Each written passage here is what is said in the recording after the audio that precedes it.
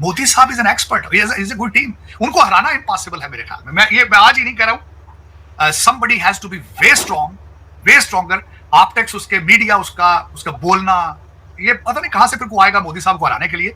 अपने life time में तो मोदी साहब अब इलेक्शन नहीं हारते। और जो इलेक्शन के हवाले से अगर मुझसे पूछा जाए चीमा साहब, मोदी साहब इलेक्शन जीत चुके हैं, पीरियड, इसमें कोई शक ही नहीं किसी। ये तो बिल्कुल ही मेरा समझना हो कि ये सोचना हो कि मोदी साहब को कोई इलेक्शन का थ्रेट है या कुछ, क्योंकि रीजन, मोदी साहब अपनी इलेक्शन कैंपेन से कभी बाहर आए ही नहीं। He is the master of politics, if you personally ask me. He's a master of optics or delivery or the selection of the word. International दौरों पे आते हैं, लगता है वो कैंपेन कर रहे हैं इलेक्शन की। आप देख लें, रिपब्लिक डे आता है इस तरह की, जिस तरह के इलेक्शन की कैंपेन कर रहे हैं। वो तो इलेक्शन बोर्ड से बाहर ही नहीं आए कभी आज तक। तो उनको हराना तो मेरे ख्याल में पॉसिबल ही नहीं है इस वक्त। हालांकि अगर देखा जाए तो वो जो कांग्रेस के हैं राहुल गांधी, वो दूसरे अपनी वो पूरे नेशन के टूर पर निकले हैं, लेकिन ये समहाउ कनेक्ट नहीं कर पाते। आज मैं सुन रहा था कि वो अपने कांग्रेस को कनेक्ट नहीं, इकट्ठा नहीं कर सकते, देश को किस तरह इकट्ठा करें, क्योंकि इस वक्त एयरबस और बोइंग दोनों पहुंच चुके हैं भारत के अंदर। और अगर ये ड्रोन अमेरिका नहीं देगा तो भारत इजराइल से ले लेगा।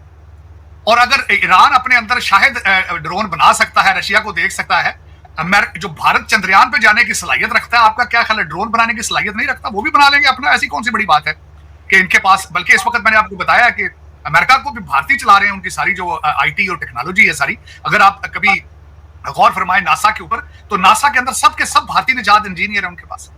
बल्कि ओबामा ने टेक्नोलॉजी दे दी थी नासा की, तभी तो अमेरिका का कोई रॉकेट जमीन से नहीं उठ रहा है। वहां पे सिर्फ दूसरे मुमालिक के जो है रॉकेट जा रहे हैं। अमेरिका तो राजू रॉकेट बन चुका है, अब वो रॉकेट नहीं चला सकता, उसके तो अपने हालात खराब हैं। उनकी तवज्जो नहीं है, बल्कि हो सकता है कि रॉकेट परमानेंट बंद कर दें, क्योंकि ये जी एनवायरमेंट के लिए गलत है। ये भी पॉसिबिलिटी है, क्योंकि इनका फ्यूचर जो है, आपको बताया था द ग्रीन एग्रीमेंट जो इस वक्त एओसी ने दे दिया है डेमोक्रेट पार्टी की तरफ से, उसके अंदर मशीनरी नहीं है, उसके अंदर कोई भी ऐसी चीज जिससे इन्वायरमेंट को, बल्कि वो ये कहते हैं babies are against the environment. Baby कहते हैं बच्चे बनाने बंद करो, it's not good for the environment. तो उसके अंदर ये जो एक मूवमेंट चल रही है अमेरिका के अंदर, मैं इसको हमेशा ये कहता हूँ सेल्फ डिस्ट्रक्टिव मोड। जब आप 250 साल आपको हो जाएं, आपके पास इसको कहते, ये भी कहा जाता है ग्रोइंग पेन हो, आप बोर हो चुके हो। हम जिस तरह होता है ना, अमीर लोगों के बच्चे हर 10 मिनट बाद कहते हैं डैडी आई एम बोर्ड, तो वो इस तरह अमेरिकन बच्चे भी अब बोर हो चुके हैं।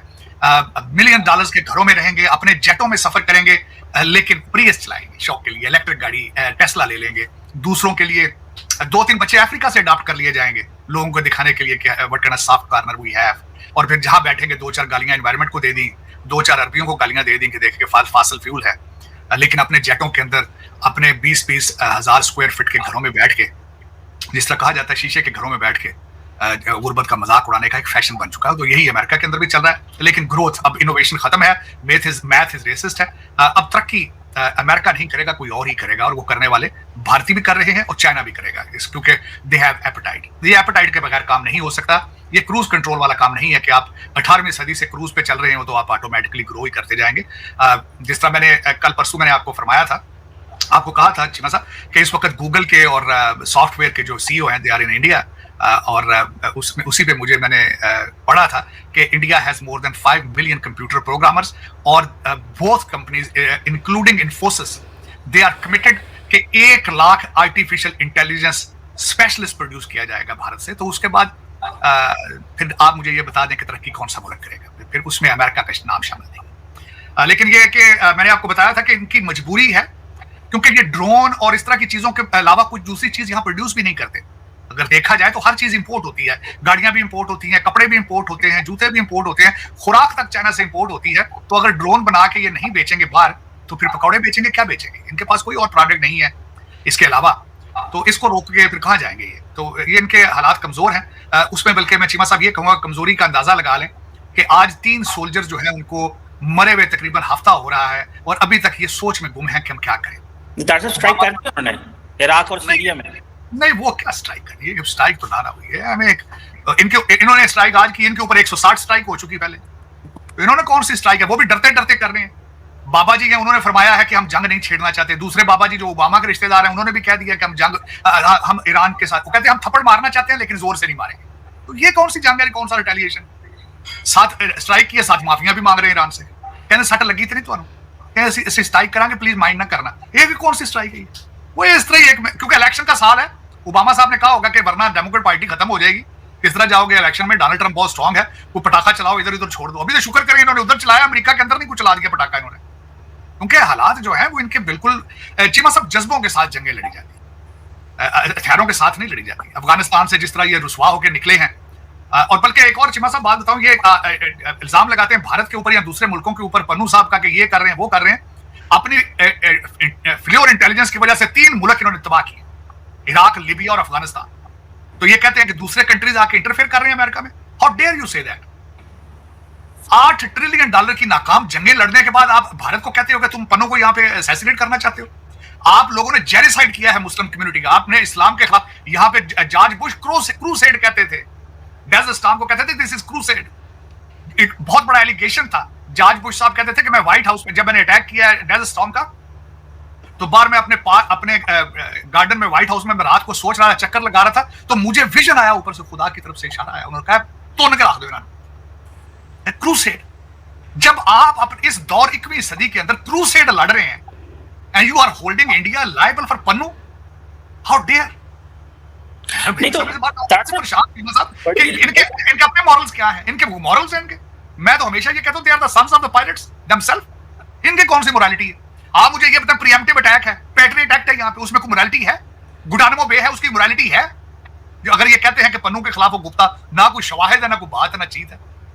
इनके अपने क्या हालात हैं? लेकिन चीमा साहब ये इस तरह नहीं है। अब इस वक्त जिस तरह मैं अर्ज करना चाहूंगा, इस वक्त दुनिया फाइनेंशियल इंटरेस्ट के पीछे जाती है, घुमाने अपने अपने फैसले लेते हैं फाइनेंशियल इंटरेस्ट के पीछे। और इनको भी पता है कि भारत थोड़ा सा, भारत इनके पास, ये बताएं, ताइवान के साउथ चाइना सी के अंदर इनके पास भारत के अलावा दूसरा ऑप्शन क्या है? कोई ऑप्शन नहीं, not a single option. China के पीछे जाना तो कौन जाएगा इनके? पाकिस्तान जाएगा, कौन जाएगा इनके साथ? तो इनके और दूसरा ये है कि जिस तरह मैं आपको बता रहा था, खुशकिस्मती है ये भारत की, मैं समझता हूं उनकी बहुत बड़ी खुशकिस्मती तो नहीं कि मैं कहूंगा, उनका बहुत बड़ा हार्ड वर्क है। जिस तरीके से अपने बच्चों को पढ़ा के वो बाहर भेज रहे हैं, जिस तरीके से वो टेक्नोक्रेट बन के जा रहे हैं, टेक्नोक्रेट। और जिस तरह मैंने आपको अर्ज किया कि 5 मिलियन कंप्यूटर प्रोग्रामर भारत में बैठे, 5 मिलियन, छोटे से नंबर नहीं। तो चीमा साहब ये फिर इस तरह तो नहीं होता ना, इनके बस की बात नहीं है। अब ये जब तक अपनी इनोवेशन पे, अपने बच्चों को पढ़ाने का नहीं सोचेंगे, ये दोबारा रिवाइव नहीं कर पाएंगे। इस वक्त America is going through the toughest time of the history, political instability, और सबसे बड़ी बात यह है कि मायूसी, लोग मायूस हो चुके हैं, लोग मायूस हो चुके हैं। लेकिन तार साहब, आप मायूसी की बात करते हैं, दुनिया सारी जो है वो लांचा दे दे, डंकियां ला ला के अमेरिका जाना चाहती है। आप मायूसी की बात कर रहे हैं, इकोनॉमी भी बड़ी वो है, डिफेंस में भी हम कहते हैं कि जो 3 पावर के चेस बोर्ड होते हैं, ठीक है जी, एक आपका डिफेंस है, एक इकोनॉमी है, एक पॉलिटिक्स है। जो डिफेंस का है, ये बेसिकली प्रोफेसर जोसेफ नाय, जो बेसिकली जो कॉन्सेप्ट पावर का, जिसने उसके ऊपर बड़ी उसने बुक्स लिखी हुई है, future of power and so, वो कहता है जी डिफेंस में आप देखिए अमेरिका कहाँ खड़ा है, $800 अरब, कोई मुकाबला ही नहीं है दुनिया में किसी मुल्क का। आप इकोनॉमी में चली जाएं, $23 ट्रिलियन की तो जीडीपी है, कर्जे भी बहुत देने हैं, स्टॉक मार्केट बहुत बड़ी है।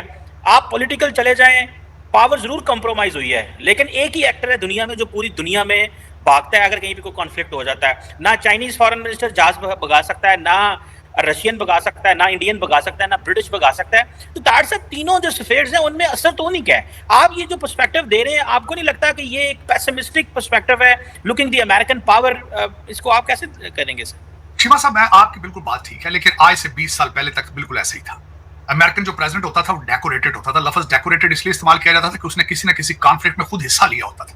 जॉर्ज बुश सीनियर जो था वो आखिरी प्रेसिडेंट था जिसने कॉन्फ्लिक्ट के अंदर हिस्सा लिया था, अपना पैट्रियटिज्म जो है प्रूव किया था। उसके बाद ये रस्म टूट गई थी। उसके बाद बिल क्लिंटन साहब आए, मोरालिटी के जनाजे निकले उनके व्हाइट हाउस के दौर के अंदर। फिर उसके बाद करप्शन के हालात ये हैं। मैं आज आपसे ये सवाल करना चाहता हूं, इन्होंने हर जंग हारी है दुनिया के अंदर, कोई जंग एक बता दी उन्होंने जीती हो। अब मैं $8 ट्रिलियन इन्होंने फेंका है 3 मुल्कों के अंदर। इन तीनों मुल्कों के अंदर इनका इंटेलिजेंस फ्लेवर था, तीनों मुल्कों के अंदर, इराक के अंदर, लीबिया के अंदर और अफगानिस्तान के अंदर, सर इंटेलिजेंस फ्लेवर है। फिर उसके बाद मैं ये पूछना चाहता हूं कि अगर इनकी सुप्रीमेसी इतनी है, अगर इनकी वेपनरी इतनी सोफिस्टिकेटेड है, रात के अंधेरे में अफगानिस्तान से क्यों भागे हैं $85 बिलियन का असला छोड़ के? फिर उसके बाद मैं ये पूछना चाहता हूं कि हूथियों से क्यों फिर भाग रहे हैं आज? फिर 3 बच्चे इनके मार दिए हैं, 35 जख्मी हैं, पता नहीं जिंदा मर गए हैं। ईरान को सीधा क्यों नहीं अटैक कर रही? क्यों नहीं उसको जवाब देते? क्यों उससे डर के भाग रहे हैं आज? सुप्रीमेसी, इसको सुप्रीमेसी थोड़ी कहते हैं। दूसरी उसमें बात यह है, चीमा साहब, जमहूरियत किसको कहते हैं? जमहूरियत कहते हैं government for the people by the people. अब 12 साल से ओबामा चला रहा है, वो किंग बन चुका है almost. He is determined to make this country Kenya. अब 8 साल आगे मजीद चलाएगा। मुझे ये बताइए डेमोक्रेसी है? पहली दफा हिस्ट्री में American president never left Washington DC, आज भी डीसी से व्हाइट हाउस से 2 मील के फासले पर रह रहा है। दूसरा मुझे ये बताएं, ठीक है आप बिल्कुल ठीक कहते हैं, माजी के अंदर ठीक होता है, जर्नलिज्म किधर है आज? जर्नलिज्म पहले हेल्दी जर्नलिज्म और हेल्दी अपोजिशन के बगैर ये सिस्टम पूरा काम ही नहीं कर सकता। ना जर्नलिज्म जो है वो आज बिजनेस एंटरप्राइज बन चुका, मीडिया एंटरप्राइज बन चुका है, और जो जहां अपोजिशन है उसके खिलाफ हालत ये कर देते हैं कि डिपार्टमेंट ऑफ जस्टिस और एफबीआई उसके पीछे लगा दी जाती है। एस्टेब्लिशमेंट इतनी स्ट्रांग हो चुकी है। चीमा साहब, दर हकीकत जब तिलों में तेल ना हो, या तो तेहरान पे करते ना अटैक, जो पीछे बैठे हैं उधर इब्राहिम रईसी साहब ने स्टेटमेंट दी है, उन्होंने कहा कि ये ना समझना कि हम चूड़ियां पहन के बैठे हैं, हमारी साइड पे तो भी तोड़ कर आ गया। चीमा साहब, जितना ईरान का इस वक्त इन्फ्लुएंस मिडिल ईस्ट के अंदर, इस वक्त जिस तरह लेबनान के अंदर, गाजा के अंदर, सीरिया के अंदर, इराक के अंदर, जहां पे इन्होंने 8 ट्रिलियन में से ज्यादा ट्रिलियन इराक में जाया किए हैं, वहां से अगलों ने कह दिया कि get the hell out of here, अपने 2500 बंदे ले जाओ यहां से उठा के।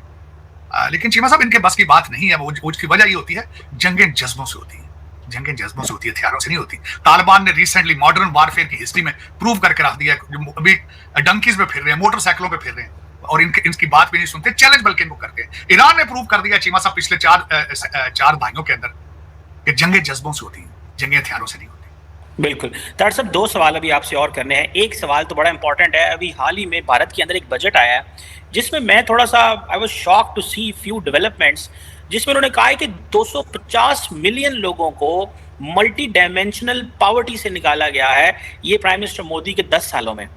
तार साहब, ये बहुत बड़ी फिगर है। हम पाकिस्तान में अक्सर बात करते हैं चाइना के हवाले से, ये काफ़ी बड़ा बजट खैर उन्होंने दिया है, कोई 47 ट्रिलियन का, पाकिस्तान का तो तकरीबन ये 150 ट्रिलियन बनता है मेरा ख्याल है। लेकिन द क्वेश्चन इज कि इसको आप कैसे देखते हैं, ये जो फिगर्स दे रहे हैं कि 250 मिलियन लोगों को आउट ऑफ पॉवर्टी निकाला, डू यू थिंक कि ये प्राइम मिनिस्टर मोदी को इलेक्शन जीतने के लिए एक फेवरेबल स्टैटिस्टिक्स प्रोवाइड की गई है? जबकि ये भी मैंने पढ़ा था और ये कहा गया था फूड एंड एग्रीकल्चर ऑर्गेनाइजेशन जो है इंडिया की, जिसमें उन्होंने कहा कि 74.1% इंडियंस जो है they are unable to have healthy diet. आप कैसे देखते हैं ये जो 250 मिलियन लोगों को पॉवर्टी से निकाला है, ये वोट विनिंग क्लॉज है मोदी साहब का? चीमा साहब, मैंने बजट को बड़े गौर से, भारत के बजट को बड़ा गौर से पढ़ा है, उसने देखा है उसको, बल्कि मैं स्पीच सुनता रहा हूँ। जिस तरीके से उन्होंने पहले भी, मैं एक मुसलसल चीज नोट कर रहा हूँ, वो आपने देखा होगा कि रिपब्लिक डे पे उन्होंने नारी शक्ति के नाम से उन्होंने फिमन को प्रमोट किया है। इसके अंदर जो सबसे बड़ी बात मैंने देखी थी, लखपति दीदी का उन्होंने प्रोग्राम जो है वो शुरू किया है। उसके बाद किसानों को कर्जे देने शुरू किए हैं। उसके बाद उन्होंने स्टार्टअप के लिए लोगों को कर्जे की बात की है। उसके बाद सोलर एनर्जी की बात की है। और उसके बाद मोदी साहब ने उसको काउंटर किया बजट की तकरीर के बाद, और उसमें जो उन्होंने सबसे ज्यादा सरप्राइज ट्रिकल डाउन इकोनॉमी की उन्होंने बात की। और मेरे ख्याल में दिस इज ट्रू। और जो इलेक्शन के हवाले से अगर मुझसे पूछा जाए चीमा साहब, मोदी साहब इलेक्शन जीत चुके हैं, पीरियड, इसमें कोई शक ही नहीं। किसी ये तो बिल्कुल ही मेरा समझना हो कि ये सोचना हो कि मोदी साहब को कोई इलेक्शन का थ्रेट है या कुछ, क्योंकि रीजन, मोदी साहब अपनी इलेक्शन कैंपेन से कभी बाहर आए ही नहीं। He is the master of politics, if you personally ask me. He's a master of optics or delivery or the selection of word. International दौरों पे आते लगता है वो कैंपेन कर रहे हैं इलेक्शन की। आप देख लें, रिपब्लिक डे आता है इस तरह की, जिस तरह के इलेक्शन की कैंपेन कर रहे हैं। वो तो इलेक्शन बोर्ड से बाहर ही नहीं आए कभी आज तक। तो उनको हराना तो मेरे ख्याल में पॉसिबल ही नहीं है इस वक्त। हालांकि अगर देखा जाए तो वो जो कांग्रेस के हैं राहुल गांधी, वो दूसरे अपनी वो पूरे नेशन के टूर पर निकले हैं, लेकिन ये कि समहाउ कनेक्ट नहीं कर पाते। आज मैं सुन रहा था कि वो अपने कांग्रेस को इकट्ठा नहीं कर सकते, देश को किस तरह इकट्ठा करें। दूसरा, मैंने जो मोदी साहब के लिए किसी ने छोटी सी शरारत की थी कि साउथ के हमारी स्टेटों को कर्नाटका में सही फंड नहीं दिए जा रहे, फेडरल मरकज हमसे जस्टिफाई नहीं कर रहा। उन्होंने एक दिन तकरीर की है, लेकिन दूसरे दिन साथ ही उनके गुब्बारे से हवा निकल गई। उन्होंने ट्वीट कर दी, नहीं जी कि United India is good, I am very proud Indian. लेकिन चीमा साहब, इस वक्त जिस तरीके से मैं आपको हमेशा अर्ज करता था, आज से कुछ अर्सा पहले पूरी दुनिया के अंदर नेशनलिस्ट मूवमेंट्स चली थी, पूरी दुनिया के अंदर, क्योंकि लोग बेजार थे लोग। और दूसरा जो सोशल मीडिया था वो फौरन लोगों को इंफॉर्मेशन देता, लोग फौरन उसका हल चाहते हैं। उसी वजह से लोग बेजार थे, नेशनलिस्ट मूवमेंट चली थी। सारी नेशनलिस्ट मूवमेंटें खत्म हो चुकी हैं सिवाय मोदी साहब। मोदी साहब ने जो टीका नेशनलिज्म का भारत को दिया है, वो अब सर चढ़ के बोल रहा है, इसमें कोई शक नहीं है, आप देख लें उसको। और उसकी वजह सिर्फ यही है कि he is a full time politician, और वो अपनी इलेक्शन कैंपेन से बाहर आते ही नहीं है। वो जो करते हैं फिर उसको मार्केट भी करते हैं। ये बहुत जरूरी चीज होती है ना कई दफा, कि आप करें फिर उसका क्रेडिट लें, प्रॉपर क्रेडिट लें। उनको सारा इस चीज का तजर्बा है, एस्टेब्लिशमेंट को कंट्रोल करना, टीम बिल्ड करना, टीम से काम लेना, रिजल्ट देखने, लोगों को बताना। मैं आप एक मिनट के लिए आपको मैं कहता हूं, अगले दिन उन्होंने अपने जो वो आइलैंड को प्रमोट किया है, वो लग रहा है जिस तरह के बॉलीवुड के हीरो हैं। आपने देखा वो स्नॉर्कलिंग कर रहे हैं, प्रमोट कर रहे हैं। है कोई दुनिया का दूसरा प्राइम मिनिस्टर कर रहा हो? काकड़ साहब को कहना जाके गोता लगा के पास करो, वो प्रमोट करते हैं, जहाज फेर रहे हैं, सैर कर रहे हैं, इसमें कोई शक नहीं है। लेकिन ऑप्टिक्स कोई नहीं, कोई मूवी बनाकर लगाएं अपनी, कोई वीडियो बनाएं अपनी, कोई इंस्टाग्राम, कोई ट्वीट, कुछ भी नहीं। मोदी साहब is an expert, is a good team. उनको हराना इम्पॉसिबल है मेरे ख्याल में। मैं आज ही नहीं कह रहा हूं, somebody has to be way strong, way stronger। Optics, उसके मीडिया, उसका बोलना, ये पता नहीं कहां से फिर को आएगा मोदी साहब को हराने के लिए। अपने लाइफ टाइम में तो मोदी साहब अब इलेक्शन नहीं हारते। ये दिस इज पाकिस्तान बनने के 9 साल बाद जस्टिस मुनीर ने, जो चीफ जस्टिस थे, उन्होंने अदालत में कहा था बैठ के कि Pakistan is not a free independent country, Pakistan is not a free country. उन्होंने कहा था governor general is still under the crown, under the queen, और वो उसके सामने असेंबली की कोई वैल्यू नहीं। और मेरे ख्याल में आज भी पाकिस्तान आजाद नहीं है। जस्टिस मुनीर जिंदा है, आज भी अयूब खान जिंदा है, किसी और फॉर्म में, किसी और यूनिफॉर्म, किसी और चीज में। यही बदनसीबी पाकिस्तान की। और पाकिस्तान, मैं इंतजार कर रहा हूं जिस दिन ये पाकिस्तान की बुनियादें रखें। इन्होंने पाकिस्तान, मैं कल, मुझे डॉक्टर इश्तियाक साहब का एक मैंने व्लॉग, मुझे किसी ने भेजा व्लॉग, जिसमें उन्होंने फरमाया था कि कायदे आज़म का ये बिल्कुल प्लान नहीं था कि लोग मुसलमान उजड़ के इधर आ जाएं तो ये हो जाए तो हो जाए। बिल्कुल मैं एग्री करता हूँ, बल्कि मैं इस चीज से भी एग्री करता हूँ। मैं मौलाना आजाद की जो फिलॉसफी थी, वो कहते थे कि अगर मुसलमान इकट्ठे रहते बांग्लादेश के और पाकिस्तान के और भारत के, they were better off, they were better off. आप कभी एक मिनट के लिए सोच के देखें इस चीज को। जिस पॉइंट पे आज आप खड़े हैं, कंफ्यूज हैं, आज भी two nation policy, two nation theory पे आप कंफ्यूज हैं, आज भी कंफ्यूज हैं। आप हर स्टेप के ऊपर कंफ्यूज हैं। आज आपको इस्लाम का पूरा पता नहीं है कि ये क्या है, क्योंकि आपके लिए फॉरेन रिलीजन है, आपने उसका भी मजाक बनाया, आपने टू नेशन थ्योरी का भी मजाक उड़ाते हैं, आपने ईस्ट पाकिस्तान का मजाक उड़ाया, आपने बंगालियों का मजाक उड़ाया, आपने बलोचियों का मजाक उड़ाया, आपने सिंधियों का मजाक उड़ाया। You are very racist people, very racist people among each other. Sir साहब तो सब पंजाबी रह गए ने, फिर साडा ना ही ले लो। नहीं, पंजाबी एक मैं जरूर कहूंगा, चीमा साहब पंजाबी खुले दिमाग के लोग। मैं उसके देखो, तुसी किसी पंजाबी ने 2 चंडा मार के वेखो, 3 दिन बाद फिर कहेगा जान दे भाजन छड़ो की गल, फिर जफा मार ले। और दूजे जाके वेखो तो कर दे। सरकार बलोचिस्तान में आपके शनाख्ती कार्ड देख दे के गोलियां मारते, आप जाके देखेगा पठानों के इलाके में आपके साथ वो क्या करते हैं। और हमारी कमजोरी भी यही है, हमने हर इन्वेडर को वेलकम किया है। सारा जड़ा पहाड़ तो रहेगा, जफे मार लेंगे, आओ भाईजान आ जाओ, तुसी ग्रीकी भाईजान आओ ना, बिस्मिल्लाह दल्ले, और रोटी तो की खाओगे। पठान जड़ा था, मैं खुदाई कसम 2 लोगों की हिस्ट्री पढ़ी, मेरे पांव के नीचे जमीन निकल गई, गजनवी की और अब्दाली की। किस तरीके से वो लूटते रहे आके सरजमीन को, सिर्फ इसी वजह से, हमारे खुले दिल की वजह से, हमारे अखलाकियात का उन्होंने गलत फायदा उठाया।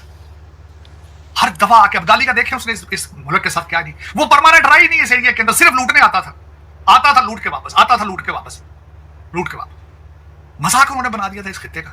आज मैं खुश हूं, चीमा साहब एक जरूर बात कहूंगा आपके देखने वालों को, मैं आज देखूंगा, हम तो नहीं कर सके, हम नहीं कर सके। सिखों ने अपने बदले लिए, चाहे जनरल डायर को अगलों ने जाके मारा, सिखों ने बदले लिए, आज हिंदू भी बदले ले रहे हैं। मैं खुश हूं। आपको पता होना चाहिए कि ईस्ट इंडिया कंपनी का मालिक इस वक्त कौन है? संजीव मेहता है ईस्ट इंडिया कंपनी का मालिक। लग्जरी टी का और कॉफी का काम आज भी कर रहा है। ऋषि सोनक ने बदला लिया कॉलोनियलिज्म का, मैं खुश हूं उसके ऊपर। आज अमरीका गोडिया ने पा लिया, इन्होंने सारे ने, गूगल वाले ने सारे ने रल के, मैं खुश हूं इस बात। हम नहीं चले, किसी ने तो किया है ना, किसी ने तो किया, किसी ने तो बताया कि we are worth, we are serious people, किसी ने तो किया। हमारे तो चले। मैंने आपको कई दफा इस चीज का इजहार किया है कि शायद our DNA has issue with it, मैं खुद अपने डीएनए पे परेशान, लेकिन ये कि चले कुछ तो उस खिते में लोग ऐसे हैं, मैं खुद देखता रहता हूँ। देखिए ना, मैंने आपको बताया कि अभी मैंने रिसेंटली चनकिया पे रिसर्च कर रहा हूँ, मैं अभी गुप्ता और अशोका सिविलाइजेशन के ऊपर रिसर्च कर रहा हूँ, हड़प्पा और मोहनजोदड़ो के ऊपर रिसर्च कर रहा हूँ, इंडस वैली के ऊपर रिसर्च कर रहा हूँ। हमारा डीएनए भी इतना कमजोर नहीं है, पता नहीं क्यों हो गया, कुछ समझ नहीं, या तो फिर फॉरेन इन्वेडर के साथ हम ज्यादा मिक्सअप हो गए, हमारे वो डीएनए खराब हो चुका है। एक ये रीजन कभी मैं सोचता हूँ, वरना लैंड तो फर्टाइल।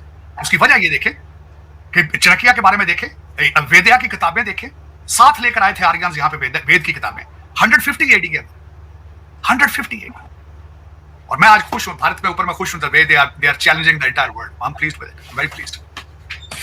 बिल्कुल ठीक है तार साहब, अल्लाह करे पाकिस्तान में भी स्टेबिलिटी आए और हम भी चैलेंज करें सिस्टम को, और अपनी भी किस्मत संवारें और दूसरों की ज़िंदगियां भी बेहतर करने की कोशिश करें। अगर हम ये अपने जो मुर्शिद की लड़ाई से बाहर निकल आए तो पाकिस्तान जो है वो तो 26-27 करोड़ पाकिस्तानी हैं, और तार साहब यही सारे हैं 5-6 बंदे हैं जिनकी सारी दिहाड़ी बात होती है, ना किसी गरीब की होती है, ना किसी किसान की होती है, ना किसी हारी की होती है, किसी की नहीं होती, सिर्फ इन्हीं 6 लोगों की 5 लोगों की बात होती है बस। चीमा साहब, आपके 50-60 लोग हैं, चेहरे बदल बदल के मुख्तलिफ पार्टियों से इलेक्टेबल हैं, पाकिस्तान की किस्मत के फैसले वो कर रहे हैं, कुछ यूनिफॉर्म में है, कुछ जज हैं, कुछ तमाशे हैं, पाकिस्तान की तबाही का मौजब वही है। और मैं एक बात आपको बताना चाह रहा हूं, मैं मुसलसल कई लोगों के साथ इन टच हूं जो बड़े बड़े अच्छे ओहदों पर, लेकिन इतने ज्यादा मायूस हो चुके हैं वो कि आप सोच नहीं सकते, खतरनाक हद तक मायूस हो चुके हैं, खतरनाक हद तक। सही कह रहे हैं डॉक्टर साहब, ये जो मायूसी वाला एलिमेंट है ये मौजूद है, लेकिन ज़ाहिर बात है हमने यही रहना है, इसी को बेहतर करना है और कोशिश करनी है पाकिस्तान सही रास्ते पे चले। जिस तरह आप इस्लाह करने की कोशिश करते हैं, बहुत सारे लोगों के इससे चीज़ें बदलती हैं और मैं समझता हूँ कि इस इस्लाह से फ़ायदा ज़रूर होता है डॉक्टर साहब। ये लोगों के दिलों में उतरती है बात, किस हद तक हम अपनी तब्दीली का रोल प्ले कर सकते हैं, हमें वो कोशिश ज़रूर करनी चाहिए। जी, आप मतलब अमेरिका उसमें में बैठ आखिरी के उसमें आप आखिरी अमेरिका में चीज बैठ बताना के डॉक्टर साहब कर चाहता रहे हूं, हैं। जी, जी, जी। आखिरी चीज ये बताना चाहता हूं मैं चीमा साहब, सबसे बड़ी बात ये है कि ये आज मैं नई चीज नहीं कर रहा, विंस्टन चर्चिल के बारे में पढ़ा था।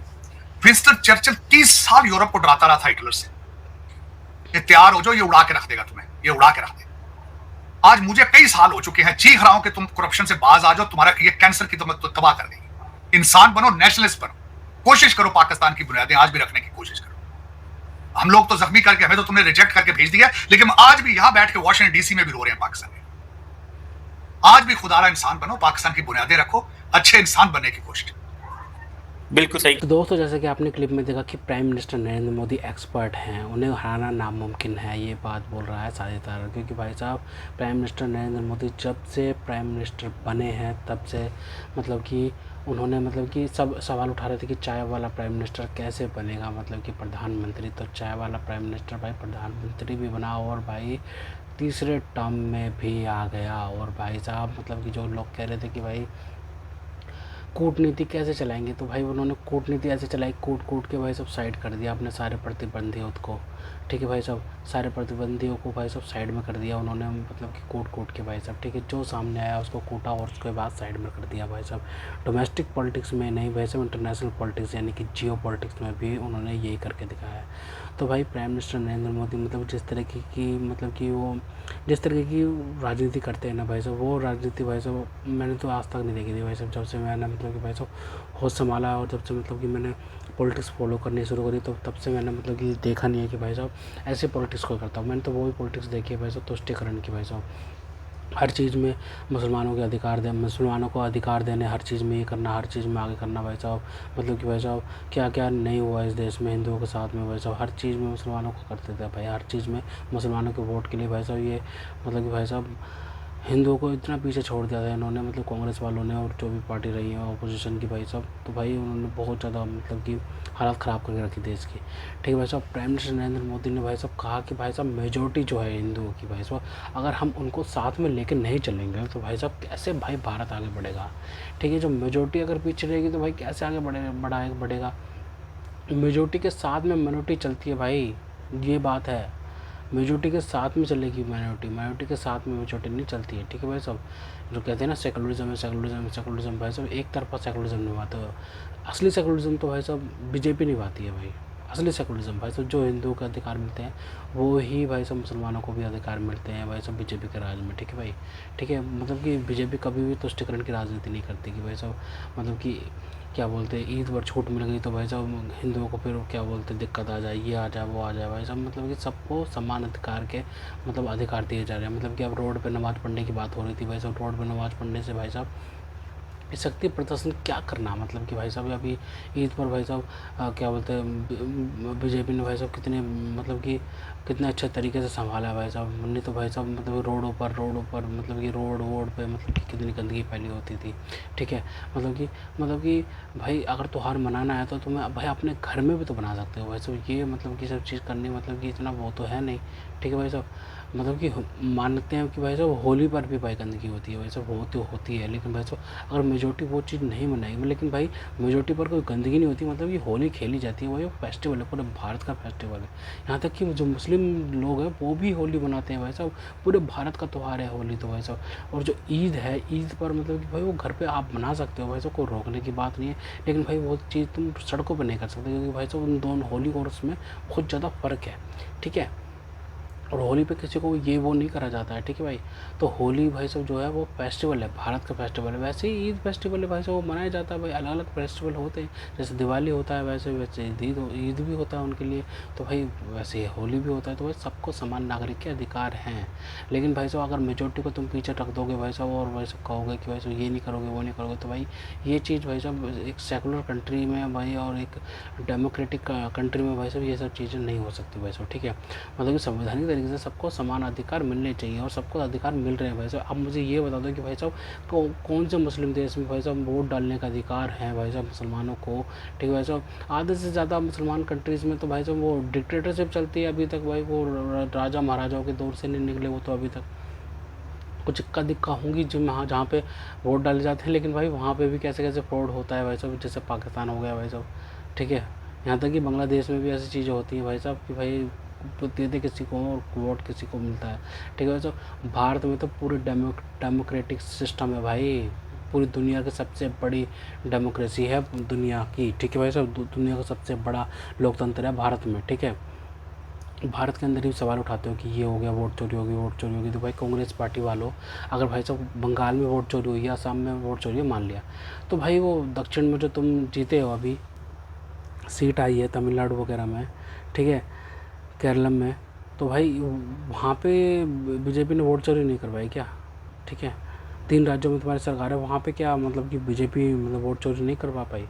तो यार क्या छोटी छोटी बातें करते हैं कि वैसे वोट चोरी होगी वोट चोरी, यार तो दम है अगर तुम्हारे अंदर तब पड़ा है जज जीतने का, मतलब कि वो खुदा है तो भाई साहब वो लड़ो और जीत जाओ। लेकिन भाई साहब ये मतलब कि हारने के बाद ये कहना कि भाई नहीं चीटिंग हुई है, तो भाई ये चीज़ मतलब कि मैच्योरिटी नहीं दिखाती है बिल्कुल भी कि भाई साहब ये मैच्योर हैं, नहीं, ये मैच्योरिटी नहीं दिखा सकती। ये तुम्हारी मतलब कि दिखाती है, तुम्हारी बुज़दिली दिखाती है कि भाई तुम मतलब कि लड़ना ही नहीं चाहते हो, करना ही नहीं चाहते हो भाई साहब। मोदी से तुम्हें इतनी जलन है भाई साहब, मोदी ने भाई साहब इतनी जलन कर दी, इनको परनोल लेके घूमते हैं बेचारे, क्या करें मोदी से मतलब घबराते हैं भाई। मोदी भाई साहब यार, मोदी भाई साहब एक विचार है, मोदी एक ब्रांड है, ठीक है।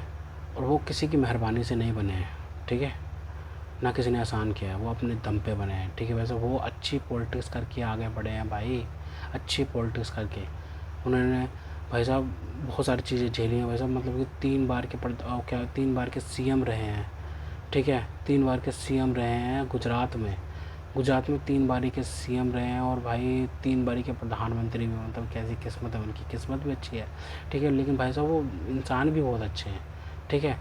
उन्होंने जो जो देश के लिए कर दिया है ना भाई साहब, वो गोल्डन एरा है भाई साहब भारत का। ये गोल्डन एरा चल रहा है जो भारत के जो प्रधानमंत्री नरेंद्र मोदी जो कर रहे हैं ना, वो गोल्डन एरा है भाई भारत के लिए, ठीक है। किताबें लिखी जाएंगी भाई साहब, उनको फिर याद करा जाएगा भाई साहब जो जो उन्होंने भारत के लिए कर दिया है। जैसे सरदार वल्लभ भाई पटेल थे ना, जब पहले पहले गृह मंत्री थे सरदार वल्लभ भाई पटेल, पहले तो भाई साहब उनको बनना चाहिए था प्रधानमंत्री। खैर वो बने थे होम मिनिस्टर, तो लेकिन भाई उन्होंने इंटरनल भाई साहब भारत को उस तरीके से जोड़ा था ना भाई साहब उस टाइम पे। मतलब कि इतनी सारी रियासतें थी जो कि भाई साहब भारत के साथ में नहीं मिलना चाह रही थी, ठीक है। वो चाह रहे थे कि हम अलग देश बन जाए, लेकिन भाई साहब उनको जोड़ा भाई साहब, उनको जोड़ा कैसे न कैसे करके जोड़ा भाई साहब भारत के। मतलब सरदार वल्लभ भाई पटेल ने भाई साहब, वो लोह पुरुष है भाई भारत के, उनको सल्यूट है भाई। उन्होंने जो जो भारत के लिए किया वैसे ही प्रधानमंत्री नरेंद्र मोदी भी कर रहे हैं। तो खैर तो दोस्तों, अगर आपको हमारी वीडियो पसंद आई तो कम से व्हाट्सएप पर जरूर शेयर कीजिएगा, साथ साथ चैनल को सब्सक्राइब करके हमारा मनोबल जरूर बढ़ेगा, ताकि हम आपके लिए ऐसी ही मनोरंजन वीडियोज़ बनाते रहें। तो ऐसे मिलते हैं आपसे अगली वीडियो में, तब तक के लिए जय हिंद।